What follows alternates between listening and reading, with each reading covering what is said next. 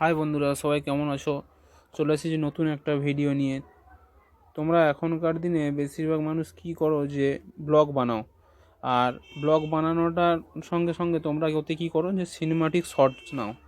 আর সেই শর্টসে কি তোমরা যখন কোনো সিনেমাটিক শর্টস নাও সেখানে তোমরা মিউজিক দাও। এবার সেই যে মিউজিকটা সেটা হচ্ছে কপিরাইট ফ্রি কি কপিরাইট ফ্রি নয় সেটা তো তোমরা না জেনে শুনেই দিয়ে দাও, কিন্তু তার জন্য তোমাদের একটা বড় সমস্যা হয়। কারোর 1K 2K ভিউ সাবস্ক্রাইবার হয়ে গেলেও তোমরা হয়তো চ্যানেলটাকে মনিটাইজ করতে পারবে না, কারণ ওটা যদি তোমাদের কপিরাইট ক্লেম মারে, যার গানটা নিয়ে তোমরা ওই তোমাদের ব্লগের মধ্যে ইউজ করেছো, সে যদি তোমাদের কপিরাইট স্ট্রাইক করে তাহলে তোমাদেরকে কিন্তু ইউটিউব মনিটাইজ দেবে না।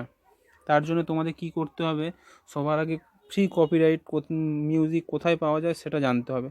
সেখান থেকে তোমাকে কপিরাইট ফ্রি মিউজিকটা ডাউনলোড করতে হবে, করার পরে তারপরেই তোমাকে ব্লগের মধ্যে গানটা আপলোড করতে হবে। না হলে তোমাদের যে কপিরাইট ফ্রি হবে না, তখন তোমাদেরকে ইউটিউব মনিটাইজেশন দেবে না।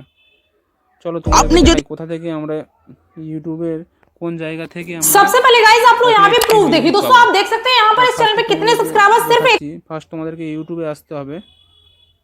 ইউটিউবে আসার পর এই যে সার্চ বাটন আছে, সার্চ বাটনে ক্লিক করতে হবে। এখানে আসার পরে দেখো তোমার যে গানটা লাগবে তুমি সেটা লিখবে। এবারে আমার সেরকম বেশি কিছু লাগছে না, তাই আমি যে কোনো নর্মালি সং লিখছি। ঠিক আছে, সং বলে সার্চ করলাম। এবার এই যে এখানে সার্চ করছি, এগুলো কিন্তু সব কপিরাইট ফ্রি মিউজিক নয়। এর মধ্যে থেকে তোমাকে বেছে নিতে হবে যে কোনটা কপিরাইট ফ্রি আছে। তার জন্য আমাদেরকে কী করতে হবে, ওপর দেখো 3 ডটে ক্লিক করতে হবে।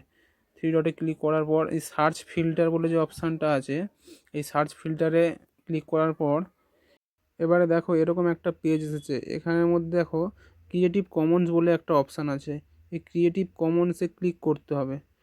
ক্লিক করার পর এই অ্যাপ্লাই বলে যে অপশানটা, ওখানে প্রেস করতে হবে। এইবার যে সমস্ত যে গানগুলো আসছে এগুলো হচ্ছে সমস্ত কিছু কপিরাইট ফ্রি গান।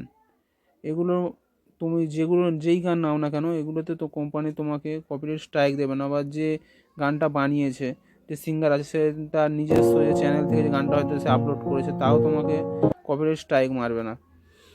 তার জন্য এখান থেকেই তুমি গান নিয়ে তোমার যে ব্লগ বানাচ্ছো বা কোনো ভিডিও করছো, সেই ভিডিওতে তুমি আপলোড দাও, দেখবে ভিডিওতে কোনো সমস্যা হবে না।